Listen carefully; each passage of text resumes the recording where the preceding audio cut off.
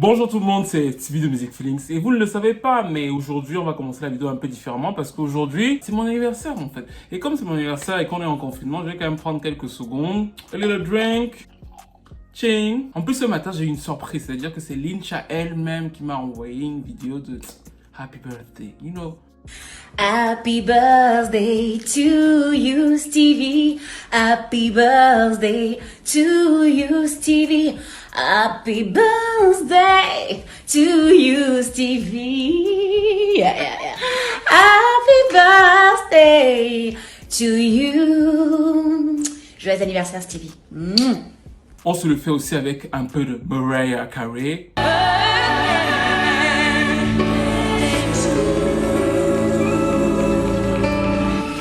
Et parce qu'on veut kiffer la vibe quand on dit joyeux anniversaire. Go, go, go, go, go, go. Je sais ce que vous allez dire, oui, c'est vrai. Je vais souffler. Oh. Et merci d'avoir célébré ce moment avec moi. N'hésitez pas à liker, à commenter, à partager, à me suivre sur Instagram parce que je fais cette vidéo le jour de mon anniversaire parce que quasiment tous les soirs, je reçois des artistes sur Instagram Live. Donc venez sur Instagram parce qu'il y a pas mal de gens qu'on a reçus. On a reçu Karine, on a reçu Singel, on a reçu Kesha. Ça va se trouver sur mon autre chaîne qui s'appelle le Stevie Show. Et est-ce que vous êtes vraiment prêts pour ce clash qui est un des plus gros clashs de l'histoire du hip-hop? Deux femmes originaires de Brooklyn, deux vraies qui étaient à la base amies, qui ont vendu des millions de disques, qui ont apporté une nouvelle image dans la zone hip-hop, ont failli en venir à la mort, quoi. Elles ont failli s'entretuer. Pourquoi? Comment? C'est un clash qui a quasiment 25 ans. On va revenir sur les détails de l'affaire entre Queen Bee et Inga. Foxy Brown contre Lil Kim, ça nous rappelle une chanson de... Bref, l'heure est venue de commencer la vidéo. L'histoire commence en 94. Lorsqu'une jeune fille de Brooklyn qui a une vie un peu difficile, elle est toute petite, mais elle a une adolescence assez compliquée en fait. C'est-à-dire qu'elle a été relayée de foyer en foyer, elle a vécu dans sa voiture avec sa mère. Une vie très difficile, là tombe sur un mec qui lui dit que bon, je pense que tu as des skills. Cette fille s'appelle Kimberly et le mec s'appelle Notorious B.I.G. Notorious rencontre Lil Kim et à l'époque, il est en train de monter son propre groupe. Cette formation s'appelle Junior Mafia. Ils sont en train de travailler sur leur premier album et il propose donc à Kim de venir et de poser. Au début, Kim veut venir et imposer sa propre personnalité. C'est là que Notorious lui dit pas du tout en fait. Ce qu'on va faire, c'est que on va inverser le truc. C'est-à-dire que tu vas être la femme qui va rapper, mais il y a une chose qui manque dans le game actuellement, c'est-à-dire que c'est la meuf qui rappe et qui parle de sexe de manière totalement ouverte. Elle n'a pas peur de raconter ses histoires sexuelles aussi crûment qu'un mec. C'est sur ça que Notorious et Kim vont s'entendre. C'est sur ce personnage-là qui va donc devenir Queen Bee que l'association va naître. Queen Bee en fait c'est Queen Beach en fait. C'est la meuf capable d'inverser les rôles et de prendre à contre-pied les mecs sur leur propre territoire quand il s'agit de sexe. C'est comme ça que Lil Kim arrive dans le game et elle va totalement tout chambouler parce qu'à l'époque on n'avait pas ça en fait. On avait Queen Latifah, on avait MC Lyte. C'était des rappeuses plutôt sérieuses dans des créneaux plutôt revendicateurs. Et là Queen Bee qu'est-ce qu'elle va faire? Elle va totalement inverser les rôles. Elle va totalement changer la direction du rap mainstream avec Junior Mafia et c'était ça les singles.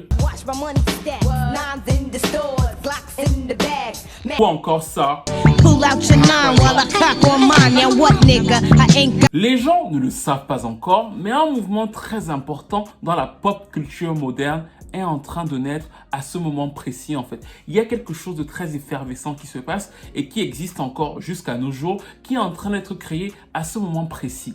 Mais Queen Bee n'est pas tout à fait seule. De l'autre côté, on a Inga, aka Foxy Brown. Inga, en fait, c'est une de ses connaissances / amies. Pourquoi? Elles ont grandi à Brooklyn, elles ont été dans la même école, elles se connaissent bien. Il y a quelques années d'écart, mais elles se voient souvent, elles traînent dans le même studio et des fois même, Foxy et Kim se présentent différents producteurs. Il se trouve que là, un jour, Foxy participe à un concours de rap et elle va absolument tout détruire. Le public est ébloui et dans ce concours de rap, il y a deux producteurs de Trackmaster qui qui la repèrent, ils voient le talent et ils la font poser alors qu'elle n'a que 16 ans sur ce titre, le remix de I Shot Cheer de LL Cool J. C'était ça.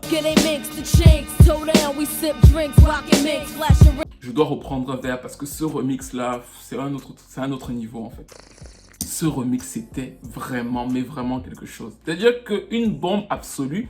Et à ce moment-là, les deux filles sont assez proches en fait. Elles sont même plutôt amies et souvent elles se retrouvent dans exactement le même studio pour enregistrer. L'une a ses jours, l'autre a ses jours et elles se croisent souvent, elles rigolent. Ça se passe plutôt bien puisqu'elles remixent même ensemble le titre de Total, No One Else. On les retrouve toutes les deux et c'est la seule fois où on va les voir ensemble, c'était ça.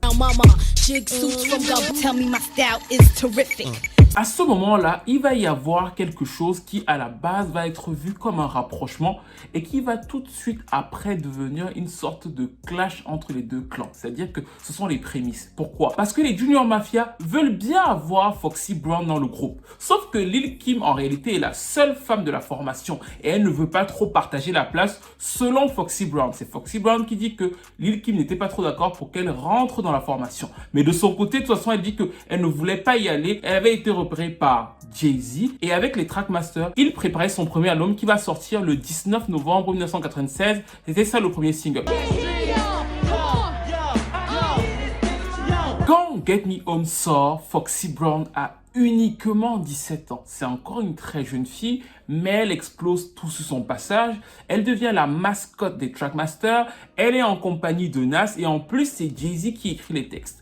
L'album aussi, Il Nana. Ceux qui ne savent pas ce que ça veut dire, Il Nana. En fait, si vous avez un chat chez vous, imaginez la femelle du chat. C'est exactement ça. Et elle a 17 ans, son album s'appelle La femelle du chat. Et elle va cartonner. Mais il faut bien comprendre qu'elle cartonne sur une ligne, en fait. Elle cartonne sur ce nouveau mouvement imposé par Queen Bee, qui avait sorti son album la semaine d'avant. C'était bien sûr Lil Kim avec Hardcore, c'était ça. La différence entre les deux projets Hardcore et Il Nana est assez claire. Elles vont toutes vous parler de leurs minous, de comment leurs minous sont incroyables, de comment leurs minous savent faire des galipettes. Bref, elles vous parlent en long et en large de ce que savent faire les minous. Mais de l'autre côté, ce qui est plus intéressant, c'est quoi? C'est que les directions, même si apparemment, vu qu'on parle de minous, ça peut sembler similaire, au niveau du son, c'est pas que ça fait la même chose. À savoir que Foxy est plus édulcorée, elle est avec les Trackmasters, c'est pour ça que les refrains de Foxy sont plus R&B.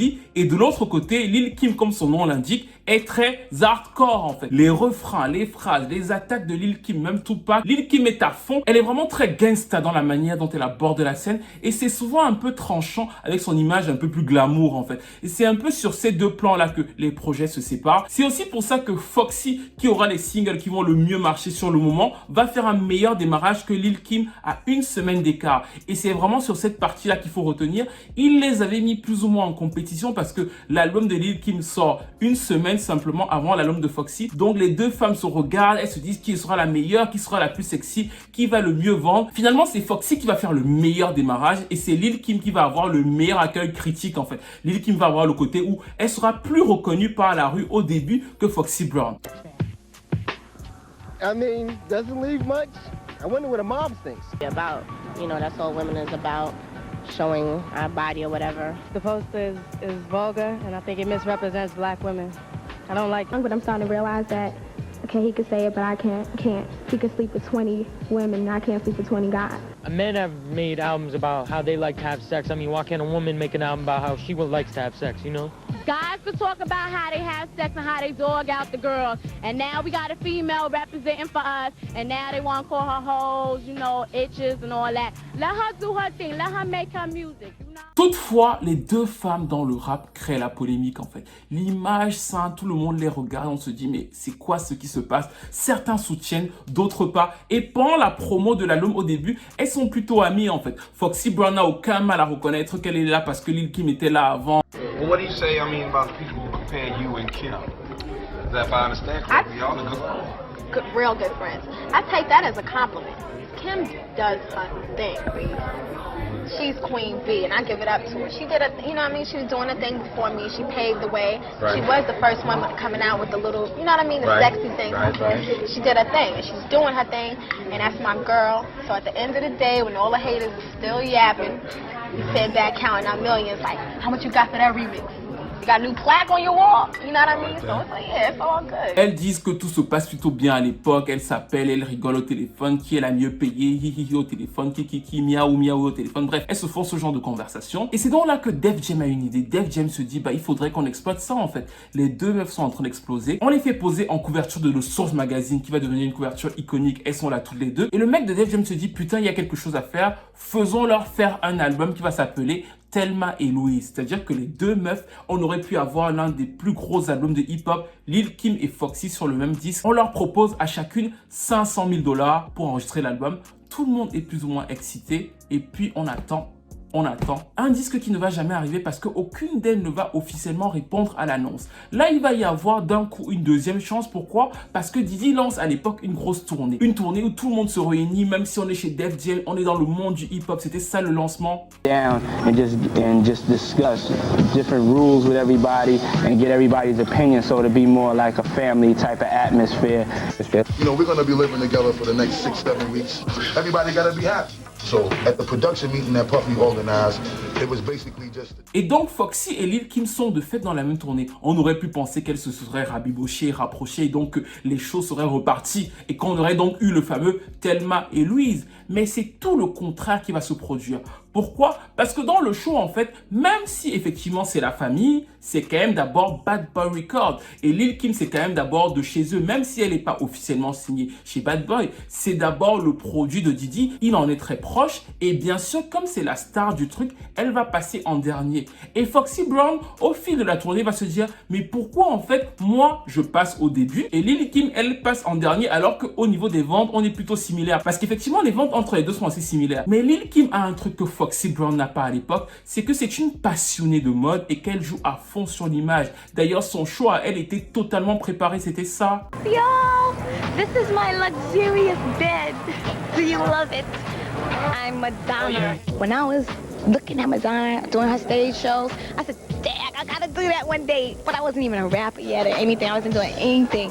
But Foxy venait sur scène pour tout détruire. C'est-à-dire qu'elle monte sur scène, elle prend son micro, elle donne tout. Les mecs sont là, ils voient le Il Nana et tout. Elle est là, miaou, miaou. Bref, elle donne tout et c'est vraiment une très bonne rappeuse. Sauf que Lil Kim de son côté a eu quelque chose. Et c'est sur ce truc-là que nous vivons encore dans l'ère du rap féminin actuel. C'est qu'elle a compris qu'il fallait contacter tous les grands couturiers, c'est quelque chose qui la passionne. Donc de fait, elle vient sur scène avec tout son arsenal de gros Chanel, de machins, de perruques. Et ça va faire boum parce que c'est vraiment un show en fait à la Madonna sur du rap. Et Foxy va demander la même chose au début. On va lui dire que ce n'est pas possible. Elle va ensuite demander à passer juste avant Lil Kim. On va lui dire que non, ce n'est pas non plus possible que tu passes juste avant elle. Et donc, qu'est-ce qu'elle va faire? Elle va s'énerver. Un jour, alors que les gens sont en train d'attendre Lil Kim pour la dernière session, c'est-à-dire que Lil Kim est censé rentrer, bah en fait, quand le truc rentre avec Lil Kim, vous voyez le truc qu'on a vu là? Bah, je vous le remets. when I saw her, I was like, I'm gonna do that one day. And today I'm here doing it. Bah quand ce truc est censé entrer, bah c'est Foxy Brown qu'on va voir. Et Lil Kim va devenir folle en coulisses, elle va venir sur scène et elle va lui arracher son micro en fait. Et c'est donc là que la bataille va officiellement se cristalliser. Il va commencer donc à y avoir une bataille ou alors véritablement une rivalité au niveau de l'image. Pourquoi? Parce que Foxy se rend bien compte que Lil Kim commence à avoir beaucoup de praise pour son look, pour ses trucs un peu décadents et elle veut suivre ce côté un peu fancy en fait. Elle veut quitter cette image plus ratchet pour aller vers le côté de Lil Kim. Et fatalement, comme ce n'est pas trop son truc, il se trouve que sur certaines photos ou certains shows, ça se ressemble beaucoup trop en fait. Et la première chose qui avait frappé les gens, c'est dans le livret des deux albums. Parce que sur le livret des deux albums, elle porte à un moment la même tenue. Et il se trouve que en fait, cette tenue-là, c'est vraiment une tenue que Foxy a vu Lil Kim porter. Elle lui a demandé et ensuite elle l'a reportée. Et donc Lil Kim aurait très mal vécu en coulisses que finalement, je lui ai montré quelque chose pour mon shoot et elle allait le refaire pour son propre shoot. Et donc à partir de ce moment-là, on va commencer à avoir des ressemblances entre leur manière de s'habiller, entre leur manière de faire des shows dans plein de trucs. Et il va commencer donc à y avoir des attaques du côté de Lil Kim Underground en disant que c'est Foxy Brown qui copie. Et notamment donc le créateur de mode Hector Extravaganza qui va dire que chaque fois qu'il fait une pièce pour Lil Kim, Foxy l'appelle et elle veut exactement la même chose. Et qu'il essaie à chaque fois de différencier, mais Foxy ne veut rien entendre, elle veut exactement la même chose que Kim. Il va aussi y avoir Daddy-O qui va pointer l'attitude de Foxy Brown depuis le début. Daddy-O, c'est le mec qui les faisait enregistrer dans le même studio en fait. Il y avait chacune son jour et Foxy avait des attitudes. I know Inga from Brooklyn. I remember Kim and Inga almost having a fight. That's Foxy Brown having a fight at my house because they both started in my basement. Yo, Crib, Okay, how did it start? What kindled it? Inga's an idiot. I mean, I love her, but she's an idiot. So they come. What happened is that I've only had great experiences with Inga. I just want to say that. No, she's a good girl. Like she's became a good girl as time. But yeah, we're having these kind of alternate sessions. So like, I know her management, and they're like, we got this little girl. We think she's really good, and Smooth the Hustler and them raised her, and she's good. She can rhyme. And so I'm having session with her like maybe 2 days a week and sessions with Kim like 2 days a week. But this one particular time, we had a record label at the house to try to look at Junior Mafia to sign them. Okay. And Inga came by and Troy wouldn't let her downstairs. And he was like, you know, why can't I go downstairs? And they're like, yo, they down there like meeting Biggs down there. They down there like seeing what's going on with Junior Mafia. And she's like, fuck him. You know, and then it gets, I don't even want to say what it escalated. It escalated into something really, people almost got murdered that day. It was bad. Dans une même interview, le même Daddy O va dire quelque chose qui me paraît être la chose la plus vraie qui ait jamais été dit sur les deux en fait. Il va dire que Foxy est une meilleure rappeuse. Mais Lil Kim a quelque chose de très furieux, de très hargneux qui fait sa force. Et c'est vraiment la différence entre les deux en fait. Si vous voulez débiter, Foxy sait faire. Lil Kim a ce côté hargneux où quand tu entends, elle veut me frapper. Tu vois, elle a ce côté plus violent qui va faire en sorte qu'on la repère et qui fait en sorte que Hardcore était vraiment l'album parfait pour la missiler sur la scène hip-hop. Cette différence-là pointée par Daddy O au niveau artistique s'ajoute malgré tout à des vraies différences aussi au niveau du comportement en fait. Il va expliquer qu'il a cessé de travailler avec Foxy Brown parce qu'un jour il l'a vu tellement insulter sa propre mère qu'il a pris peur et il a décidé de ne plus travailler avec elle. Dans la même interview, il explique aussi que chaque fois qu'il travaillait avec Foxy Brown, elle lui demandait ce qu'il faisait avec Lil Kim et que l'inverse n'était pas du tout vrai. Bref, à cette période-là, il y a un portrait de Foxy Brown qui est tissé même par son propre ex-manager ici. Of course, after the tour, Foxy ramped it up and really started dressing like Little Kim. Et quand ce manager va faire en sorte que les deux s'appellent, elles vont pas avoir beaucoup de choses à se reprocher en fait. Elles vont dire que oui, tel avait dit que miaou, l'autre avait dit que ou, l'autre avait dit que waouh. Bref, il n'y avait pas énormément de vrais problèmes. Elles vont pas pouvoir mettre les choses au clair sur le problème exact comme il va le déclarer dans une interview. Elles vont juste dire que tel avait dit que tu as fait ceci, tel avait dit que tu as fait ceci. Donc, il n'y a pas de vrai problème en 98 et ils se disent que bon, peut-être que ça va revenir. Ça ne va pas revenir parce que Foxy Brown va sortir son deuxième album en 99. Elle vient de sortir un album avec The Firm. Là, c'est son deuxième album solo. Ça s'appelle China Doll, le personnage de la Barbie. Et surtout, sur cet album-là, elle va avoir une critique principale, c'est son flow. Le flow de Foxy Brown a énormément changé entre les deux albums. C'était ça. Beaucoup de magazines rap de l'époque vont le lui reprocher. En fait, Foxy va changer son flow pour avoir ce côté un peu plus hargneux. Et du coup, sur pas mal de titres, elle va sonner exactement comme Lil Kim en fait. Par exemple, sur le titre My Life, où elle raconte sa vie et elle prend parti justement pour Fat Events, bah c'était ça. Vous reconnaissez bien le flow de Lil Kim et c'est très bizarre parce que au début, on les différencie tout à fait en fait. Là, ça devient très très Lil Kimien et beaucoup de gens vont le lui reprocher. C'était encore ça. Et en plus de ce changement au niveau de l'identité sonore qui va vraiment fragiliser sa carrière, mais j'en parlerai si j'ai l'occasion de revenir sur la carrière de Foxy Brown, mais son deuxième album et ce changement-là vont vraiment la fragiliser, bah en fait, sur la chanson My Life, elle tape sur Lil Kim et elle tape où ça fait mal en fait. Elle parle du fait de respecter le vœu de l'homme, en gros, de respecter la femme qu'il a choisie, et donc cette femme-là c'est Fat Events, et elle parle bien sûr de Notorious, donc elle attaque Lil Kim, et Lil Kim va mettre un certain temps à répondre, mais elle va finalement répondre sur le titre Play Around avec Diddy et Lil Cease, et surtout Diddy à la fin du titre dit clairement quelque chose à Foxy, c'était ça. Don't forget it. Bitches. Stop trying to sound like her too, bitches. La Queen Bee est extraordinaire. Arrête d'essayer de sonner comme elle.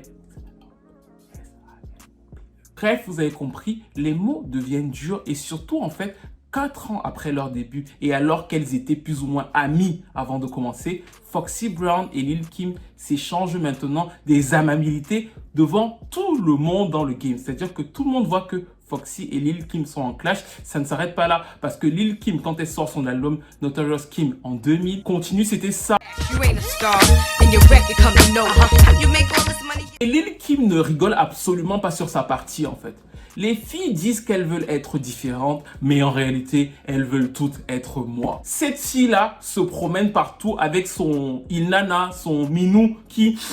Même ton string, il se bouche le nez, tellement tu peux de la... Et ces morceaux de faux rap qui donnent des crises de panique. Tu n'es pas une star et ta maison de disque le sait, je suis une femme d'affaires et je miserai sur Lil Sis avant de miser sur toi et ta firme, a.k.a. Nas et Easy. C'est ce que Lil Kim lui dit et Foxy répondra sur le titre Bang Bang, c'était ça. À la base, le titre sort de manière normale. C'est le remix du titre de Capone et Noriega, il sort à la radio et on voit bien que c'est un autre disque quoi. Foxy dit à Lil Kim, arrêtez toi et Didi vos petits subliminaux. Et surtout, elle finit la chanson avec quelque chose d'assez dur pour Kim où elle revient sur Notorious et lui dit, arrête de continuer à... le big de Notorious et surtout grandis un peu, prends-toi en main. Cette phrase-là, Lil Kim va mal la vivre, mais elle ne va rien dire et elle va continuer la promo de son album. Pourtant, le truc va infuser et il va commencer à y avoir dans la scène la team Kim et la team Foxy. C'est-à-dire que le monde va se partager dans la scène hip-hop entre deux teams. Le seul truc, c'est que dans le même temps, Foxy a une liste de disques qui sont assez extraordinaires parce qu'elle se biffe avec absolument toute la scène. Mais ça, c'est encore autre chose. Mais il faut savoir que dans le même temps, Foxy est en 10 avec Queen Latifah, Left Eye, Queen Pen, Ja Rule, EVE. Elle est en 10 avec plus de 10 artistes dans le même moment. Mais c'est surtout sur ce clash entre Lil Kim et elle que tout se focalise jusqu'au jour où Lil Kim va à la radio pour la promo de son album qui vient donc de sortir. Et de l'autre côté, Noriega, qui est le mec sur lequel Foxy a posé le remix où elle attaque Lil Kim, sont censés passer l'un après l'autre. Quand Lil Kim est dans la radio en train de faire sa petite interview, How many licks with Cisco? Oh. How do you feel the game has changed since the last time you were out to now? With my album, what I was trying to do was... Fusillade dans la radio en fait. L'entourage de Noriega et l'entourage de Lil Kim se tirent dessus. C'est une débandade totale et surtout ils se tirent dessus. Pourquoi? À cause du bif entre Kim et Foxy Brown. Cette histoire va marquer les esprits. Bien sûr, la police va venir. Et surtout, Foxy Brown, en 2001, est un peu dans le creux de la vague. C'est-à-dire que là, elle commence à subir le choc et elle veut changer son image parce que partout dans les médias, on explique qu'il y a une fusillade dans une radio musicale à cause du bif entre Lil Kim et Foxy Brown. Donc, elle va dans les médias et elle fait amende honorable apparente. We just want to say, look, let's put an end to it. Thank you, AJ. Well, so far, Lil Kim isn't commenting on the case, and the shooting victim in the case was treated and released from a New York hospital. How it started, but what I can do as an individual and what I said, Russell, I want to call a truce. I said, I want to have a sit down with Kim and I want to actually, you know, I don't care what it is. I don't care what it, just end it. Let's end it. You know, we can even do a collaboration. We can do something. We're bigger than this. Like we are, I'm, you know, she's a lot older than me, but I'm still, you know, I still want to be the person. If it has to start with me, let it. Elle va aussi en parler chez Wendy Williams, en parlant bien sûr de l'arbre de paix, nanana, elle est toute douce, bref, c'était ça. And I applaud you. From what I understand, you are the one who tried, you and your people tried to reach out to little Kim and squash everything. Right. And as she's still on, you know, whatever it is that she's on. Right. So if you two... Et Lil Kim va aussi lui répondre chez la même Wendy, et ça donnait ça. Have time to deal with petty problems and petty things. You know, one thing about Honey is that I feel that she has a little slight mental problem. I'm not trying to be funny, but I really think that that's honestly serious. I mean, she said that she extended an olive branch, and at the last moment I canceled. First of all, I never agreed to it. So how could at the last moment I cancel if I never agreed to it? That's one thing. One thing I would never do is get in bed with the enemy. I don't sleep with the enemy. I know who she is. I know what she is, and that's something that I chose to distance myself from. I will never, ever, ever, ever do anything involved with her again. You know what I mean? It's fine. It's like, let her do her thing and I do me. I can't, that's something that's just, you know, it's just something that you do that's really, is really poisonous to you. Yes. You have to stay away from it. Yeah. Two different levels. Like, I can't even see how people compare us. I mean, like I said, like, one time I know she was in the hospital or something and she said that I was one of the first people. Yeah, she was like, I was one of the first people to call her. I don't have that child's number.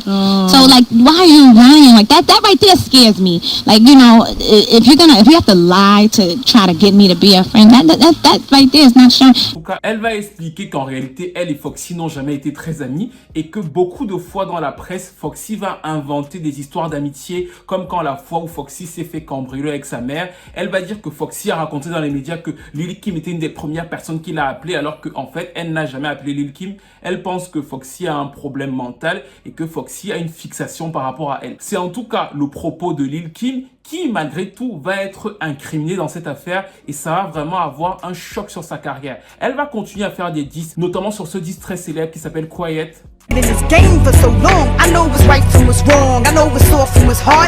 Lil Kim va directement être impliquée parce qu'elle va refuser de snitch en fait. Elle va mentir à la police, elle va dire que son manager n'était pas sur les lieux. Elle va dire que les personnes de son entourage qui ont participé à cette fusillade, elle ne les a pas vues. C'est-à-dire qu'elle va faire l'exact contraire de 6ix9ine, mais elle va devoir le payer parce qu'on va l'accuser de parjure. Et c'est donc comme ça qu'en 2005, Lil Kim va devoir aller en prison. Elle était allée en prison avec une certaine classe parce qu'elle avait une chanson pour ça, c'était ça.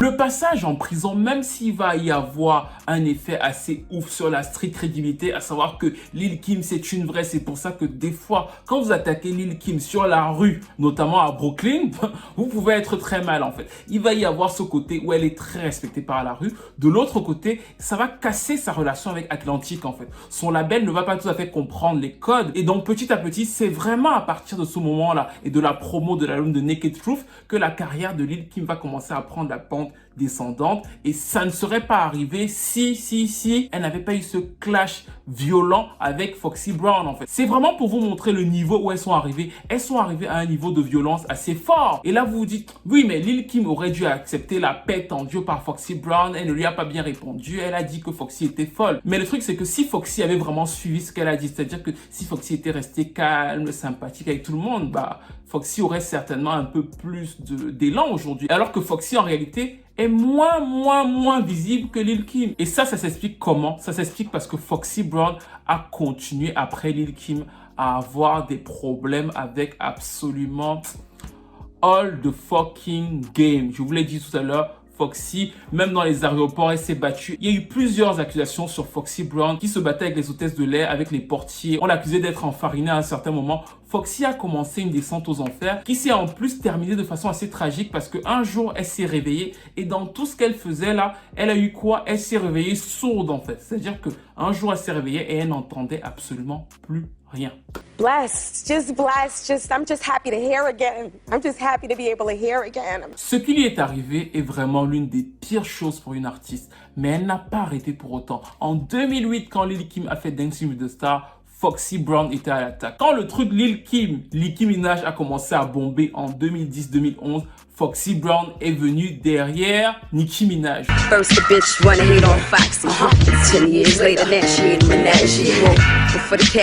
Ce qui est très drôle et que les gens ne savent pas à la base, c'est que quand Nicki Minaj est arrivée, la toute première personne qui l'avait dit, c'était Foxy Brown et c'était sur ça.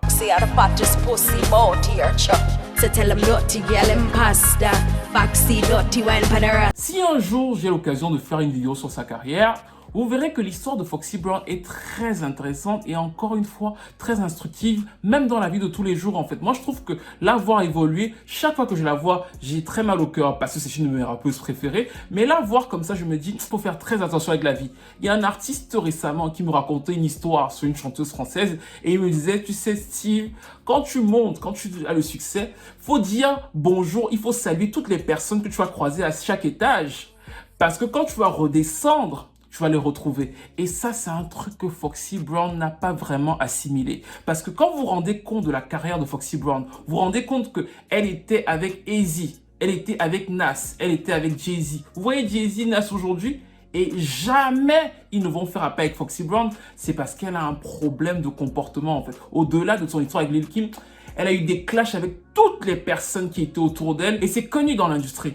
I've heard people say that though. Like I'm cool with Foxy Brothers, I've been very critical, right, of her because, and I've told her this personally. You had a golden opportunity as an artist, to me, to become something that could have been stratospheric in your career, and you threw it all away, being nasty. You know what I mean? And a lot of it is very true. You know, you created a lot of risks where risks didn't need to be created. Lil Kim, qui fait exprès de ne jamais dire son nom depuis quasiment 2003, jamais Lil Kim ne dit de son... Enfin, elle dit jamais Foxy Brown, a dit qu'elle ne voudra pas collaborer avec elle, qu'il n'y a aucun espoir. Enfin bref, voilà, pour elle, c'est une affaire close et que l'autre n'est pas normal. C'était ça.